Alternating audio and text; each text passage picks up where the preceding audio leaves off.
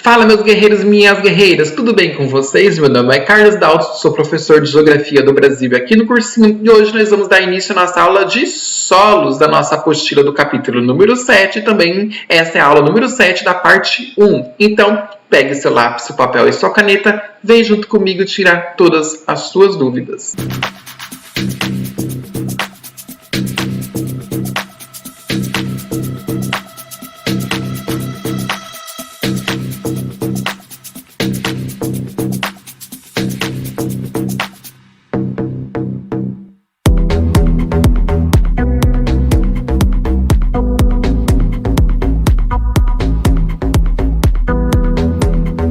Oi pessoal, tudo bem com vocês? Então vamos começar a nossa aula de hoje, né? Geografia do Brasil. Hoje nós estamos iniciando o nosso capítulo 7 da nossa apostila número 1, né? O nosso último capítulo, né? E hoje é a aula número 7 também da parte 1 sobre solos. Hoje, já 13 de agosto, né? Então, o nosso objetivo principal hoje é falar sobre intemperismo e formações do solo. Lembrando que intemperismo a gente já falou bastante lá no comecinho do nosso ano letivo, né? Quando falamos sobre geologia. Vamos recordar também, porque ele é muito importante quando a gente vai falar sobre solos, principalmente a parte sobre formação dos solos. Vamos falar também sobre os fatores de formação dos solos, vamos falar sobre o perfil dos solos. Quais são os perfis e quais são os nomes que nós damos nesses perfis do solo. E como é de costume, pessoal, vou deixar um resumo de toda a nossa aula. Exercícios, vamos fazer um exercício resolvido juntos aqui e deixarei 3 exercícios propostos lá na sala do Class. Peço para vocês também estarem respondendo há 2 aulas atrás uma pesquisa que eu deixei para a gente ver como está indo as nossas aulas, né? A qualidade das nossas aulas também, para a gente iniciar depois a apostila número 2 com algumas formulações, tá bom? Antes de iniciar a nossa aula de hoje, vamos recapitular, né, daí no caso, o que nós vimos na aula anterior. Então, a gente viu que para estabelecer um clima de alguma localidade qualquer no globo terrestre, precisa analisar os fenômenos climáticos e atmosféricos daí durante um período de aproximadamente 30 anos. Lembrando que o clima está diretamente relacionado à formação de vegetal. Ou seja, numa área que nós temos mais vegetações, é recorrente a um clima mais úmido. Numa área que tem menos vegetação, nós vamos ter um clima mais seco também, tá bom? O critério utilizado no Brasil para classificar os diferentes tipos de clima relaciona-se à sua origem, como, por exemplo, a natureza, principalmente sobre a movimentação das massas de ar existentes no país, que as principais são equatoriais, tropicais e as polares. As polares elas são mais atuantes durante o outono e o inverno brasileiro. No Brasil, nós temos as classificações, né, climáticas divididas em equatorial, tropical, tropical de altitude, tropical atlântico, subtropical e semiárido. Para interpretar um climograma, né, lembrando que esse assunto nós não temos na apostila, mas eu trouxe para vocês essa parte, né, da geografia do Brasil muito importante, porque haja vista que ela cai com frequente no Enem ou no vestibular da UEL. Então, para a gente interpretar um climograma, é preciso levar em consideração que a coluna da direita e a linha que passa pelo gráfico indicam as variações de temperatura. A coluna da esquerda e as barras correspondem às precipitações, ou seja, o índice de chuva, que eles colocam como medidas de milímetros. Então, esses são os principais pontos da nossa aula anterior. Então, pessoal, iniciando a nossa aula de hoje, antes de a gente começar mesmo com o conteúdo sobre os solos, nós temos que recapitular, né? A professora Heloísa deve comentar com vocês, ou ela já até comentou com vocês, sobre as primeiras civilizações que utilizaram o solo para a sua sobrevivência, que foi há muitos milhares de anos atrás, né? Que foi principalmente lá sobre o rio Nilo, rio Eufrates, né? Toda aquela região, principalmente sobre o Oriente Médio, e acabaram utilizando o solo para sua própria sobrevivência, ou seja, o plantio de determinadas sementes para colher e para se alimentar. A partir de algumas reservas de alguns alimentos, essas pessoas acabaram utilizando para aumentar a sua área de plantio, principalmente próximos aos rios, né?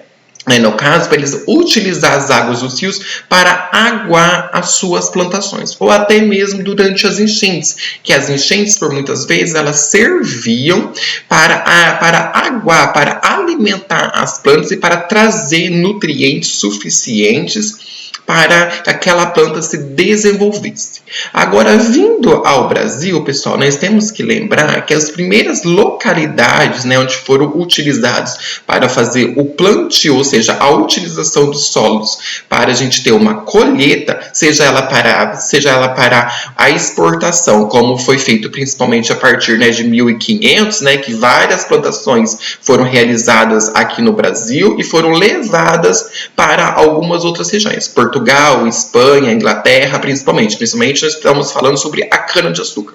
A cana-de-açúcar teve suas principais características sobre o litoral brasileiro, né, principalmente, né, sobre a zona da mata, né, principalmente, né, que são terras férteis, como nós vamos ver posteriormente. Mesmo nós temos o sertão nordestino, onde nós temos um solo muito pobre, né, por falta de precipitação sobre aquela localidade. Mas sobre o litoral, sobre o nordestino, nós temos os solos muito férteis, tá bom? Então, recapitulando sobre o Brasil, os solos foram muito utilizados já desde a sua colonização e posteriormente foi aumentando para o interior. Como, por exemplo, nós tivemos a cana-de-açúcar, que foi uma das principais culturas, depois nós tivemos café, tivemos algodão e algumas outras culturas que utilizaram o solo brasileiro fértil para ter as suas plantações. Antes de a gente falar as propriedades do solo, nós temos que ver algumas características principais, como, por exemplo, os solos, eles são corpos naturais formados pela degradação das rochas, ou seja, é uma rocha-mãe que ela vai se degradando a partir do intemperismo físico e químico, que vai surgir algumas outras rochas. Vocês vão ver também, pessoal, durante nossa aula, que vários desses assuntos a gente falou lá no começo do ano, durante a nossa aula sobre geologia, né? Lá quando a gente falou sobre as principais rochas, como elas se formaram, nós vamos ver muitas coisas comuns também. São variados e formados pela desintegração das partículas que compõem as rochas. O nome desse processo é intemperismo. Então, o intemperismo, não seja ele nem físico, nem químico, mas somente intemperismo, é a desintegração das partículas que compõem as rochas.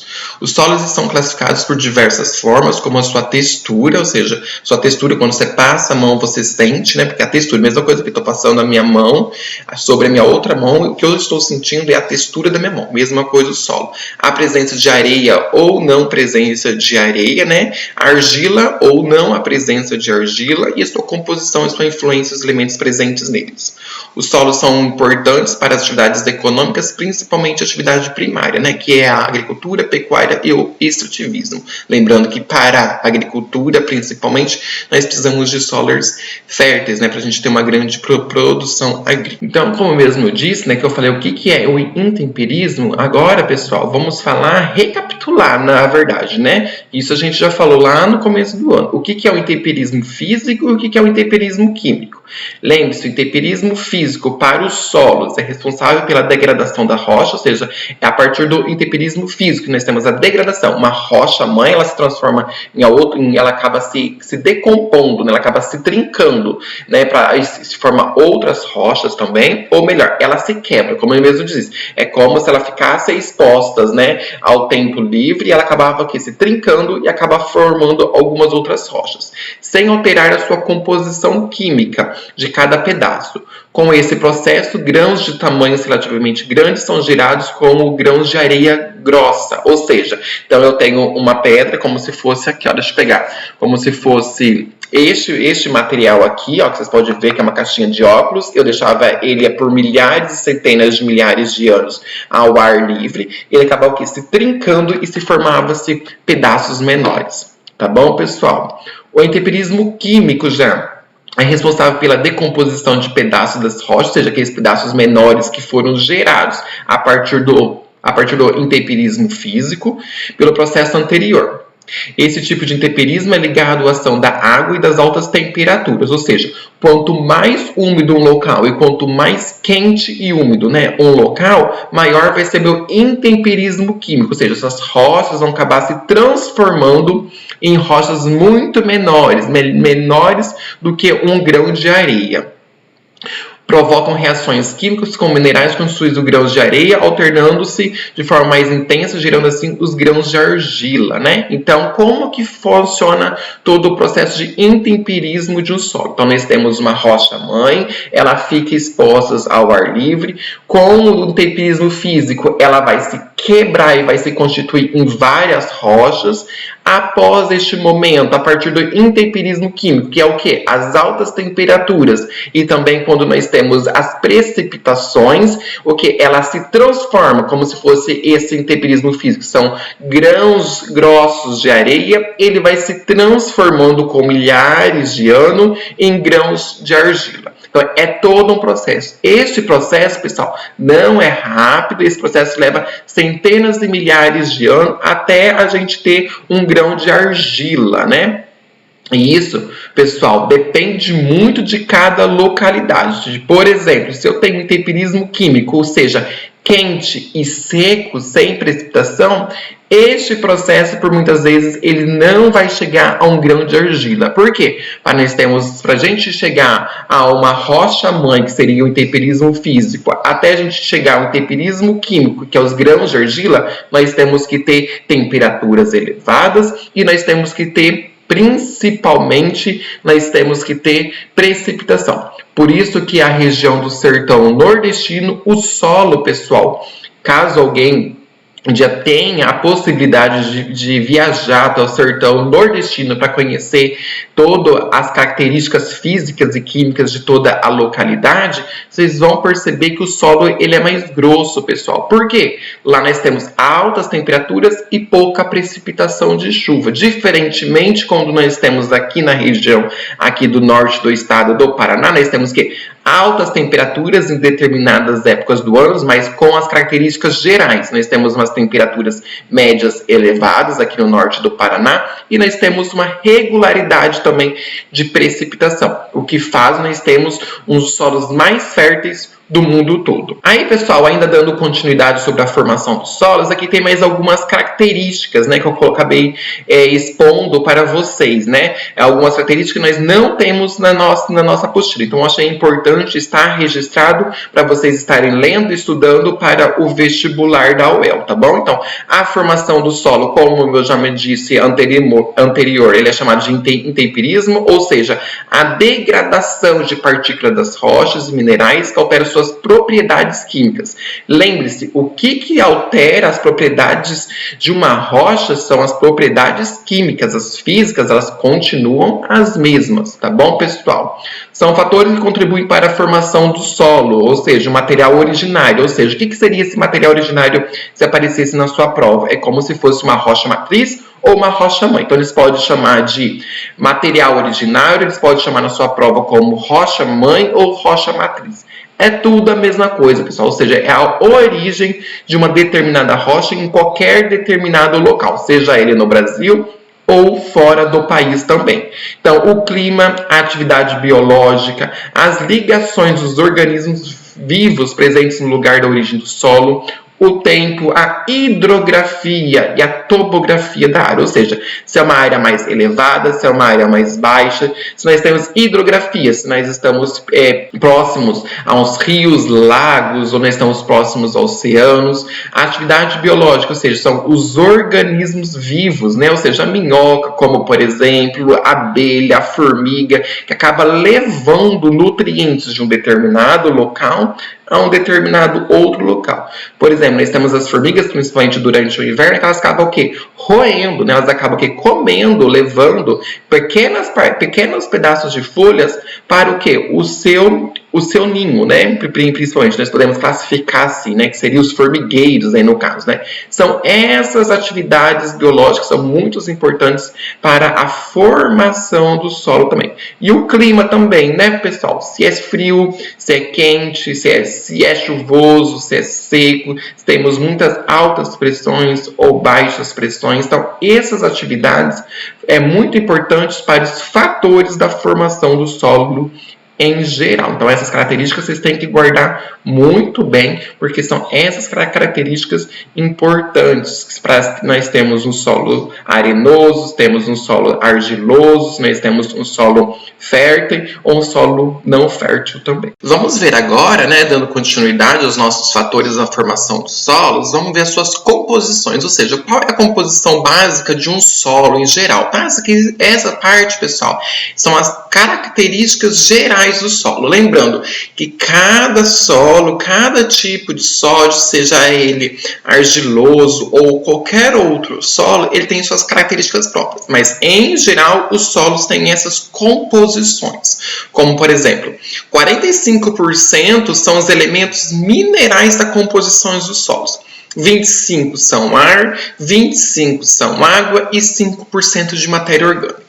Preciso gravar esses dados? Seria bom se vocês fossem em um vestibular mais específico, um vestibular mais regional, um vestibular mais conteudista. É muito bom vocês estarem gravando essas porcentagens.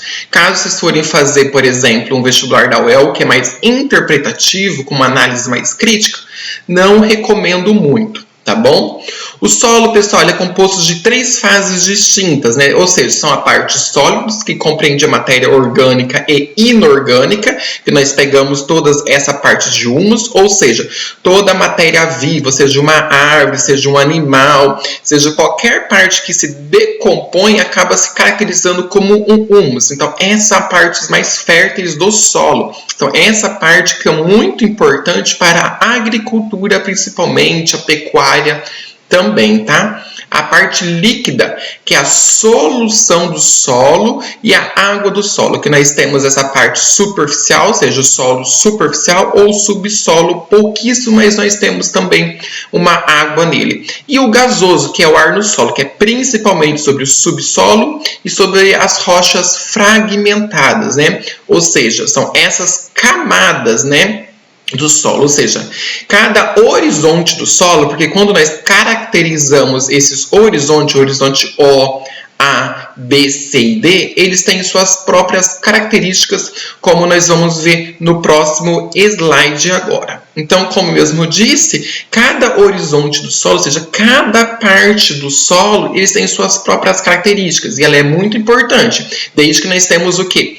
Temperaturas elevadas e também nós temos precipitações. Lembrando que numa região onde nós temos temperaturas elevadas e nós não temos precipitação, essas camadas ou esses horizontes não vão ser não vai ter sua totalidade, ou seja, não vamos ter desde a camada O até a camada D, ou alguns autores chamam como horizontes, como nós temos nestes slides, né? Então vamos ver nossos principais horizontes de cada camada do solo. Então, o horizonte O é a camada com alta presença de matéria orgânica, água, animais e plantas. Então, são todos esse horizonte O, que pega principalmente a parte de humus, as árvores, as plantas, as casas, então, todos os prédios, todas essas partes estão presentes sobre o horizonte O, tá bom, pessoal? E lembre-se, o horizonte O é a parte mais fértil e mais importante para qualquer atividade primária, ou seja, a agricultura, o extrativismo. Então, ele é muito importante. Então, temos que ter um solo fértil, de boa qualidade, para nós termos umas plantações, tivemos colheitas para as sementes germinarem corretamente.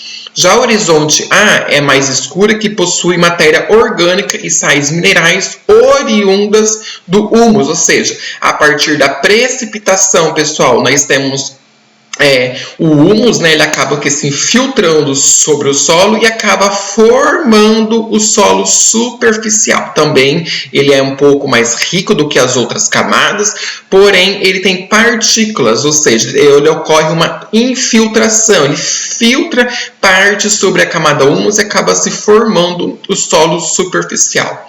Depois nós temos o horizonte B, acumula sais minerais e matérias dos horizontes O e A, possui presença maior de ar. Então, pessoal, o subsolo, que é a camada B, então ele é nada mais, pessoal, do que uma junção das principais características do O e A, ou seja, a partir dos seus sais minerais, né, dos horizontes, ou seja, as partículas de todo o humus e sobre o solo superficial, e acaba formando o subsolo. Lembrando-se que a partir do subsolo e a parte também do horizonte C, que são as rochas fragmentadas, são as únicas camadas que nós temos a principal parte, que é da presença do ar, né? Aqueles 25% que eu falei para vocês, praticamente quase toda a sua totalidade está sobre o subsolo, sobre as rochas fragmentadas, tá bom? Agora, o horizonte C constitui-se por fragmentos de rochas desintegrados do horizonte D, grande presença de ar. Ou seja, é a partir do horizonte D que as rochas vão se degradando, que eles vão soltando aquelas partículas e elas vão acabar formando as rochas fragmentadas. Até o mesmo, pessoal, rochas fragmentadas vem de fragmentação. Ou seja, pessoal, são que pequenas rochas que acabam se formando esse horizonte C. E também é no horizonte C, por nós temos rochas de vários tamanhos e entre um e outro nós temos a presença de ar.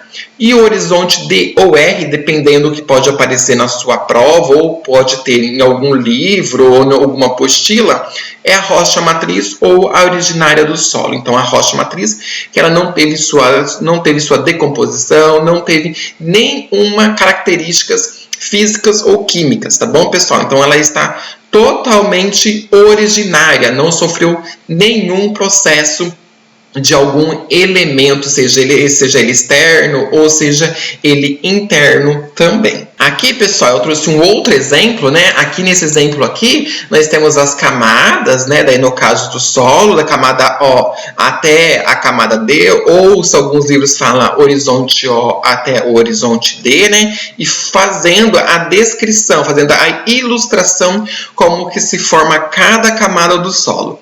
Porém, neste outro desenho, eu coloquei alguma outra fragmentação para vocês estarem vendo, né? Aqui a imagem da webcam está em cima, mas aqui é o solo maduro, ou seja, o solo das suas características principais, ou seja, um solo fértil, né? Então, a rocha mãe, como nós vimos mesmos, é o que seja uma rocha onde não temos nenhuma ação, ou seja, olha só, vocês podem ver que nós não temos nenhuma camada delas, né, das outras. A partir do momento nós temos o solo jovem, ou seja, os solos jovens a partir da precipitação e da insolação, ou seja, o sol, daí no caso o vento e todas as outras características climáticas principalmente, e também das características biológicas, né, que é muito importante, ela vai ocorrendo a sua transformação. Olha só, a rocha mãe vai se transformando até chegar na sua última fase, que é esta fase aqui, ó, rocha madura, seria esta tipo aqui de solos, ó, camadas dos solos, tá bom? Então é muito importante vocês estarem gravando também. Então ela vai chegar nessa última fase, que nós temos grandes árvores, nós temos grandes pastagens, enfim, nós temos as características de cada particularidade das camadas do solo. Dando continuidade aos tipos de solo, nós vamos falar os 3 principais tipos de solo, né? Ou seja, os solos, pessoal, eles variam de acordo com a sua localidade, seu processo de formação e as condições do ambiente onde ele se formou. Como a gente viu no começo da aula, né? Ou seja, se é uma área seca, se é uma área úmida, se é uma área quente, se é uma área fria, se é uma área que tem maior vegetação ou menor vegetação, se tem uma área que tem maior presença de organismos vivos, ou uma área que tem menos presença de organismos vivos. Essas são as principais características que faz a partir da sua formação dos solos. E aqui eu apresento o primeiro solo, né, que é os solos arenosos, com muita presença de areia, como vocês podem ver, olha só a imagem, parece até mesmo a areia, né, sobre essa imagem. e com pouca umidade. Daí essa é uma outra característica que nós podemos ver a partir da imagem, né? Que são que as folhagens das pequenas árvores, que elas estão secas, né? São árvores secas ou com poucas folhagens por falta de umidade e pela questão do solo ser arenoso.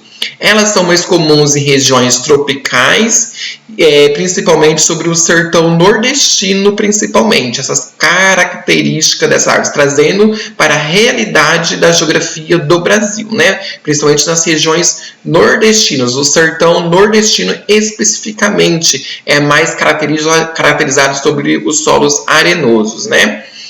Micro-organismos e plantas vivem com mais dificuldades neles devido à ausência de água, né? Ou seja, pela falta de água, as partículas das camadas do solo, ou seja, os solos não conseguem ter o processo do intemperismo químico principalmente, né? E as plantas não conseguem se sobreviver, não conseguem se expandir, não conseguem se amadurecer para criar outras sementes, para acabar se expandindo toda essa área mais florestal, tá bom?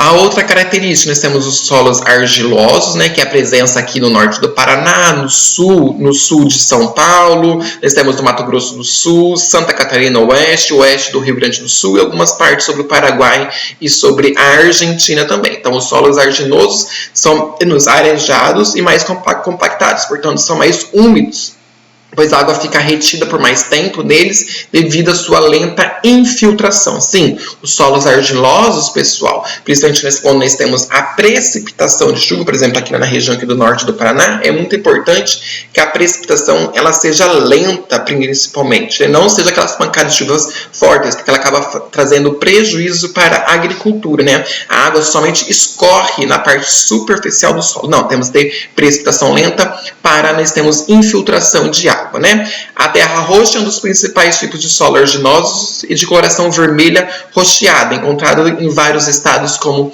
eu já disse mesmo. Então, essas são as principais características sobre os solos argilosos. Já os solos siltossolos, né, daí no caso, apresentam alta concentração de silt e são erosíveis, pois não se apresentam estáveis ou compactados. Essas características são principalmente encontradas, né, sobre altas de grandes montanhas, principalmente, né. Possui uma grande quantidade de silt, também conhecido como poeira de pedra, né. Aqui nessa imagem, você pode ver que as poeiras de pedras, elas estão todas juntas, né, acabaram se ajuntando por causa da grande quantidade de chuva, sol, ventos, enfim, todas as características climáticas. O silt não se mistura com a argila, as suas partículas são muito pequenas e leves, por isso que quando nós temos grandes precipitações de chuvas fortes em uma determinada localidade, ela acaba se deslocando para algumas outras áreas também. Então, esses solos giltosos, pessoal, é muito importante para que não tenha habitação sobre essas localidades, por causa que elas são muito pequenas, as partículas, e muito leves. Qualquer precipitação mais forte ou mais elevada pode causar grandes transtornos para toda a população e levar a grandes desastres urbanos também. Então, pessoal, aqui nós temos o resumo da nossa aula. Hoje eu trouxe um resumo um pouco diferente, né? Que nós temos essa primeira imagem aqui, que é falar sobre os solos que ele está sobre o meio, né? E a sua composição, ou seja, o que é importante para a formação do solo. O tempo, o clima, os organismos, a matéria de origem e principalmente sobre o relevo. Então, essas são as principais características para a gente ter uma formação de solo fértil.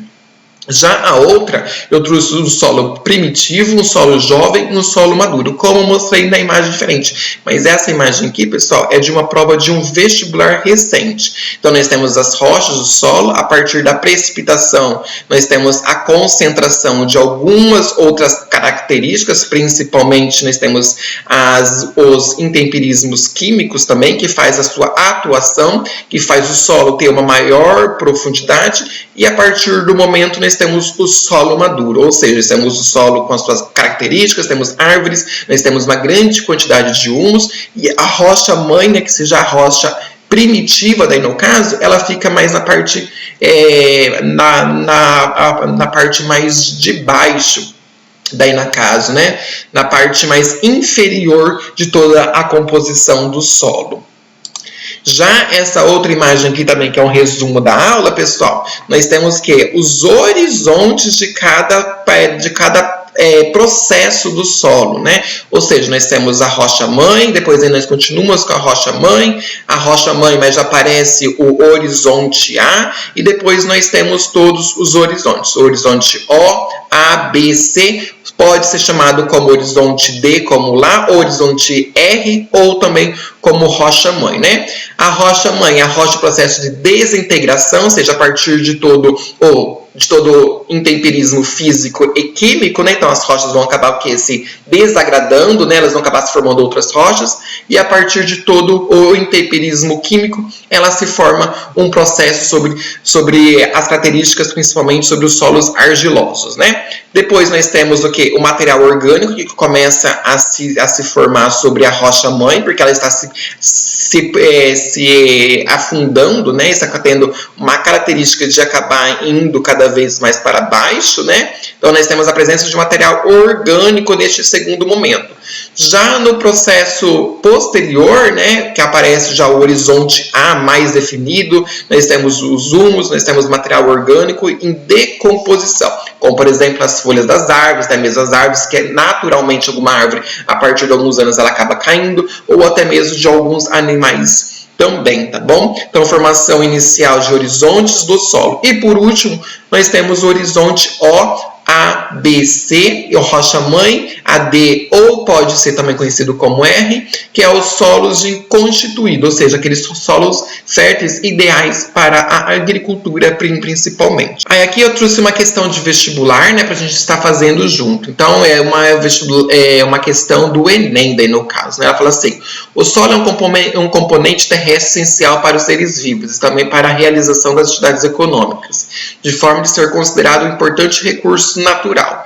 Em termos de composição geomorfológica, pode-se afirmar que os solos podem ser: alternativa A, constituir-se em ambientes de erosão e acúmulo de materiais sedimentares; B, construir-se a partir de fatores exógenos do relevo; C, são o ponto de partida para a formação de todas as rochas terrestres; D, tem como característica alterações mineralógicas a partir da pressão do ar; E, apresentam maior fertilidade quando livres da composição orgânica. Então, pause o vídeo agora para vocês verem a resposta correta posteriormente. Então, pessoal, a resposta correta, alternativa B, né, que fala sobre a consolidação a partir de fatores exógenos dos relevos, ou seja, fatores externos, como o intemperismo químico, ou seja, a partir do clima, a partir de alguns outros fatores, os biológicos, né, no caso, também que fazem muito importante para todo se consolidar, ou seja, para nós termos os solos férteis, né, no caso. A alternativa A não pode ser porque constitui-se em ambientes de erosão e acúmulo de materiais sedimentares. Somente isso, pessoal. E a parte toda, a parte exógena, a parte externa, não é importante? Essa alternativa não está falando sobre isso. Então, essa alternativa está errada. C, são os pontos de partida para a formação de todas as rochas terrestres. São, pessoal? Não, pessoal, não são a partir de todos os fatores, né? Para a gente ter umas formações de solos, né? Nós temos que ter também os fatores exógenos, que é muito importante. D, tem como característica a alteração mineralógica a partir da pressão do ar. Só a pressão do ar, pessoal, que faz alteração mineralógica? Não, pessoal, nós temos a parte climática, que são os fatores exógenos de todo o relevo, né? E a alternativa E, apresenta uma maior fertilidade quando livres da composição de organismos. Ou seja, quando nós não temos a composição de organismos, o solo ele vai ficar cada vez mais fértil? Não, pessoal, nós temos que ter sim a composição de organismos, né? Que nós já falamos várias vezes durante a aula, que ela é muito importante para a sua composição correta para a gente ter um solo fértil, tá bom? Então, essa alternativa, né, essa questão foi bem facinha. Então, era só a gente lembrar sempre que para a formação dos solos, pessoal, nós temos que ter, sim, os fatores exógenos dos relevos. Eles são muito importantes. Um relevo mais alto para o mais baixo, para descer uma composição, né, para nós termos a descida de uma composição de solos até para outras áreas. E não esquecendo também, pessoal, que é muito importante os fatores exógenos, principalmente principalmente os fatores climáticos e biológicos para a formação do solo. Então, pessoal, na próxima aula nós vamos continuar falando, né, sobre a aula 7, parte 2, sobre os solos. Nós vamos estudar a conservação dos solos agrícolas e falar sobre os solos do Brasil, aqueles principais solos que possam aparecer no seu vestibular. Deixo aqui um convite para vocês estarem fazendo as 3 questões que está lá na sala do Class também. Faça as questões da apostila também. Veja e reveja essas aulas quando forem necessárias. Em caso de dúvida, vocês podem estar entrando em contato comigo pelas redes sociais ou pelo e-mail também. Lembrando, se eu deixei uma pesquisa, algumas aulas anteriores para vocês estarem fazendo, peço para vocês estarem realizando, para eu estar melhorando as nossas aulas cada vez mais. Desejo a todos uma ótima semana, continue se cuidando, força, que vocês vão vencer essa barreira para vocês estarem numa universidade. Abraço e até mais. Tchau, tchau, pessoal.